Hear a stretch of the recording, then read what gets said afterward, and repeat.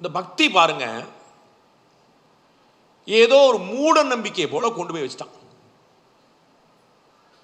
பயந்தவன், முட்டாள், தப்பு செய்கிறவன் அவன் தான் பக்தியோடு இருப்பான் அப்படிங்கிற மாதிரி.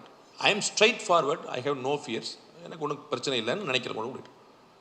பக்தி ஒழுக்கத்தை மட்டுமல்ல, ஆச்சரியமான ஞானத்தை கொடுக்கிறது, மிகப்பெரிய தெளிவை கொடுக்கிறது, ஏன் அறிவியலை கொடுத்திருக்கிறது. நான் சொல்லுவேன், பக்தி எப்படிங்க அறிவியலை கொடுக்கணும் ஒரு ஆச்சரியமாக கட்டாயமாக கேட்கணும்.